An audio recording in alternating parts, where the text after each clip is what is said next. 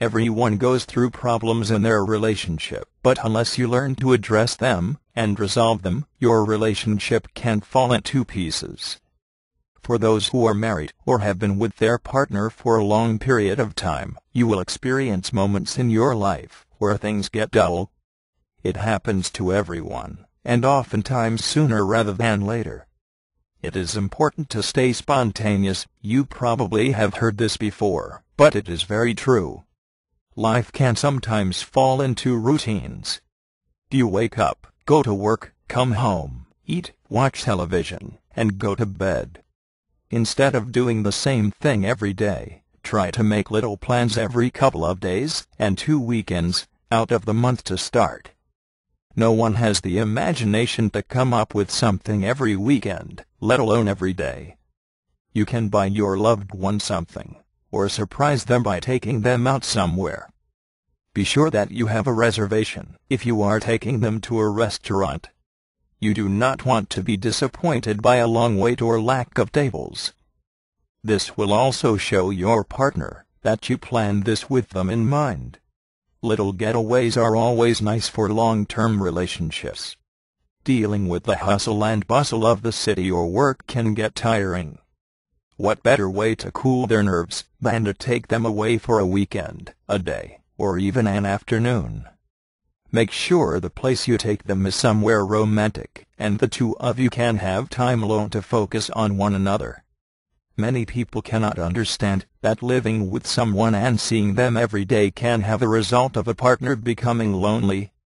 Not many couples spend time with their spouses and take for granted that they are even there. There are times when days go by without a conversation being exchanged. This can be bad on both ends, and with a little effort to pay your partner some attention can take the relationship a long way. If it seems that every time a conversation is brought up, an argument occurs, you should try to think of why and how it happens.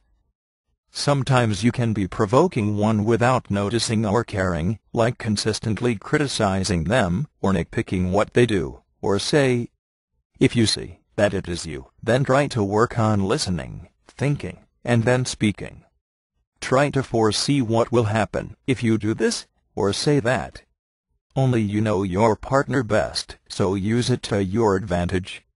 A popular alternative is to seek counseling. When relationships get so bad that it is on the verge of a divorce or breakup, it means that neither one of the partners are able to see what the problem is or how to deal with it. A lot of times it is not you, but your partner is not willing to listen to you or try to fix the problem. Sometimes the two of you will need a break from one another. Maybe seeing and being around one another is too much for too long, and seems overwhelming. No one has ever proved that spending every waking day with someone is a good thing. It is true that too much of anything is bad. You may find that taking that trip by yourself refreshes you, and your partner having the house themselves for the first time is a relief. The two of you may find that you miss one another. You have to spend time away to get the chance to do so. You and your partner could also have a schedule for when you need time to yourself, and when you want to spend time together. After many years, this may seem to be the only way to gain control of the household and the arguments. You cannot argue if you are not around each other.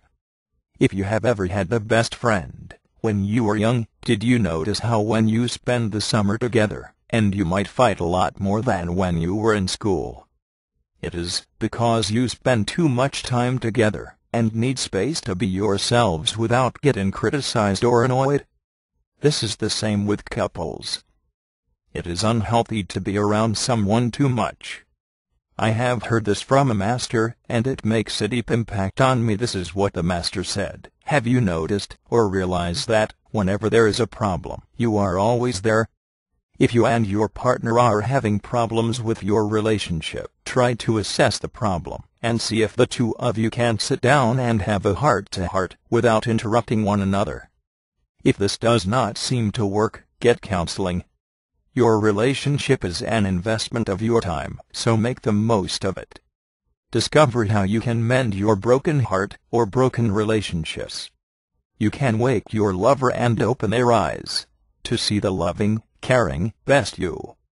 Speed up bringing you and your lover or spouse back together again with amazing results.